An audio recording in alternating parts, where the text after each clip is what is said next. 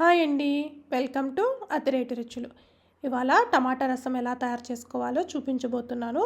అస్సలు వంట రాని వాళ్ళైనా కుక్కర్లో చాలా ఈజీగా తయారు చేసుకునే విధంగా చూపించబోతున్నాను.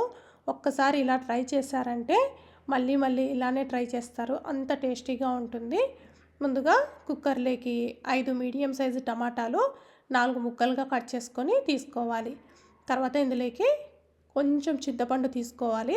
టమాటాలు ఎక్కువగా ఉంటే చింతపండు ఎక్కువగా పట్టదు.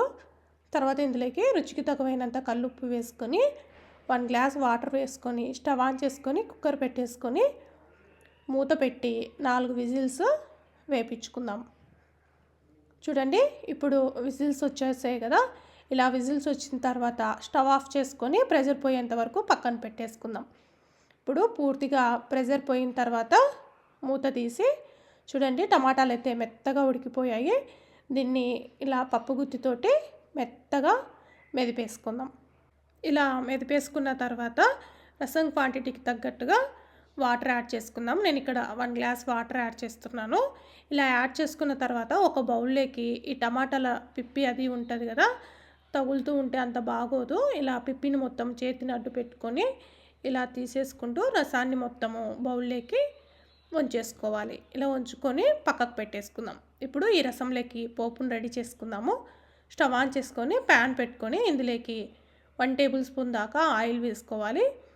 ఆయిల్ వేడెక్కిన తర్వాత ఇందులోకి 1/2 టీ స్పూన్ జీరా వేసుకుందాం.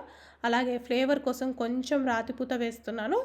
తర్వాత 6-7 కచ్చాపచ్చగా దంచుకున్న వెల్లుల్లి రెబ్బలు, సన్నగా పొడవుగా కట్ చేసి పెట్టుకున్న పచ్చిమిర్చి కూడా వేసుకొని ఒకసారి ఇలా వేయించుకున్న తర్వాత ఇందులోకి ఒక ఎండుమిర్చి కూడా వేసుకొని పోపుని వేయించుకుందాం. ఇప్పుడు ఇందులోకి ఒక రెమ్మ కరివేపాకు కూడా వేసుకొని వేయించుకోవాలి.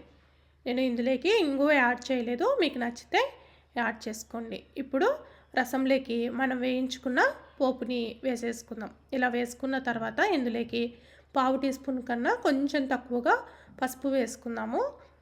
తర్వాత ఇందులోకి 1/2 టీ స్పూన్ కారము, అలాగే హోమ్ మేడ్ రసం పౌడర్ యాడ్ చేస్తున్నాను 1/2 టీ స్పూన్ వరకు.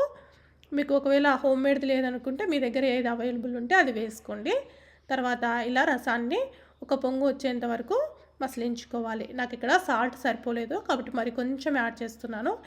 ఇలా రసం బాగా మసులుతూ ఉన్నప్పుడు ఇందులోకి సన్నగా కట్ చేసి పెట్టుకున్న కొత్తిమీర కూడా వేసుకొని స్టవ్ ఆఫ్ చేసుకుందాం. ఇప్పుడు సర్వ్ చేసుకుందాము. అంతేనండి, చాలా ఈజీగా టమాటా రసం అయితే రెడీ అయిపోయింది. మీకు కనుక నచ్చితే ట్రై చేసి రెసిపీ ఎలా వచ్చిందో కామెంట్ చేసి చెప్పండి. మీకు నా వీడియోస్ నచ్చినట్లయితే లైక్ చేయండి, షేర్ చేయండి, అలాగే కామెంట్ చేయండి. మరిన్ని రెసిపీస్ కోసం అదిరేటి రుచులు ఛానల్ని సబ్స్క్రైబ్ చేసుకోండి. Thank you everyone.